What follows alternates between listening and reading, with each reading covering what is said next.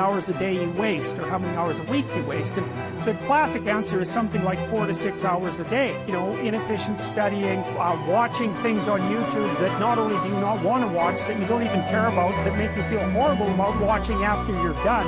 And so if your life isn't everything it could be, you would ask yourself, well, what would happen if you just stopped wasting the opportunities that are in front of you? I should lose weight. I should work out. I should work harder. And then you know what? People don't do their shoulds. They get mad at themselves. And suddenly the thing you said should happen has to happen. That's when human beings change. Let's make it happen right now. Me and you, let's make it happen right now. Me and you, because you're smart enough. Progress has been made, but you got to keep on working. It's like God. You can't find the illusion that you have made it. No, let me tell you something. You got to keep on working. And we're going to make it happen, my man. Hey, sister, we're going to make it happen, but you got to get out your comfort zone. Because the next time you get an opportunity, you got to be ready. Because we're turning dreams into reality. Just start working at it just a little bit, but do find out what your work is and hold on to it and don't let your dream go. Don't let it go. Unless you've made some major mistakes in life, you haven't started living yet. So a lot of people, if you've never made any major blunders, made some major mistakes, lost some serious money, taken some serious risks, you haven't started living yet. Going through life quietly, tiptoeing safely to an early grave? No, no, no, no. You got to take some chances. You want to bring some adventure to your life. This is the time to stop and decide what direction you want to go in. One of the best things you can do in your life is to change. Maybe on the page of this story right now, you see nothing but failure. When we read your story, what do you want us to see? That you was another failure?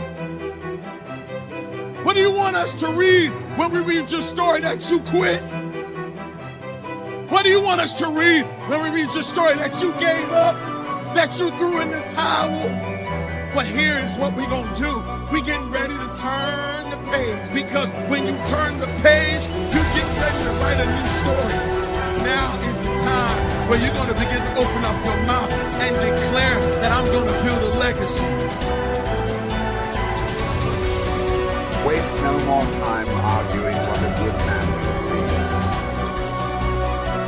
Instead, be one and leave a lasting legacy for the next generation. This legacy should not be measured in material wealth, but rather in the strength of character and faith that you pass on.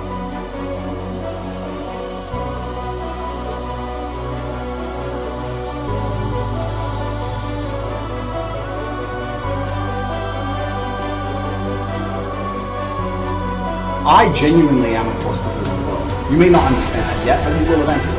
And I genuinely believe I'm acting under the instruction of God to do good things. I want to make the world a better place.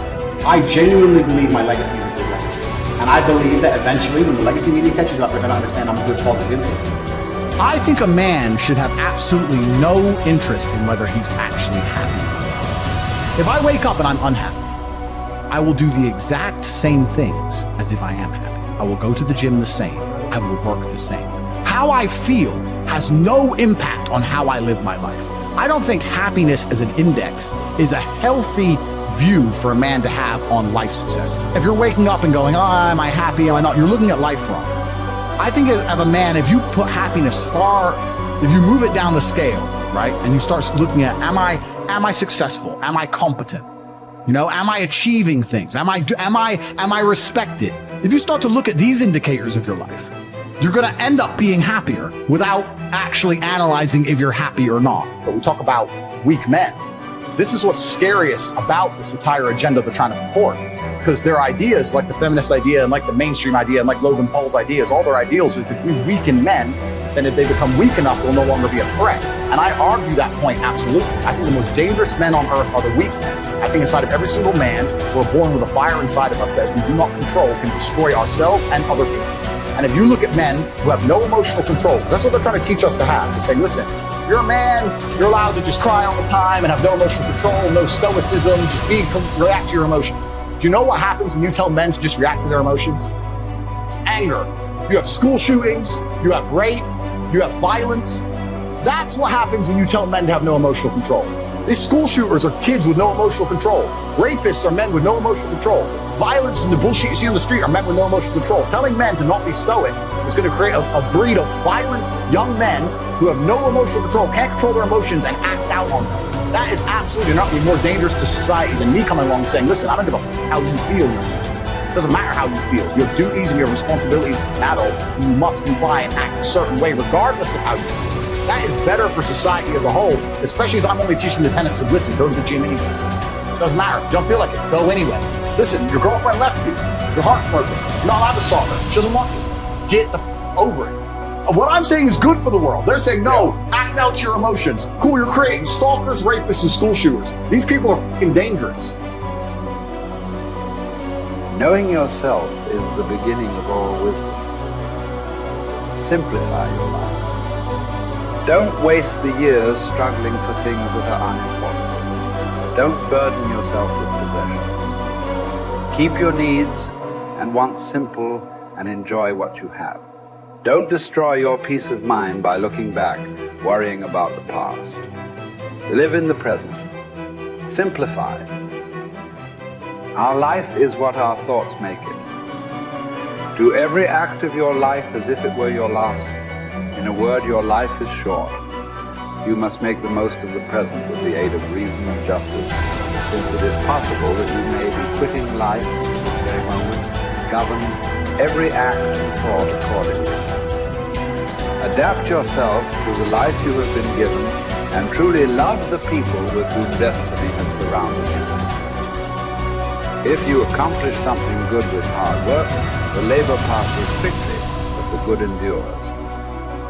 If you do something shameful in pursuit of pleasure, the pleasure passes quickly, but the shame endures. A musician must make music, an artist must paint, a poet must write, if he is to be ultimately at peace with himself. What a man can be, must be. I will keep constant watch over myself, and most usefully, will put each day up for review.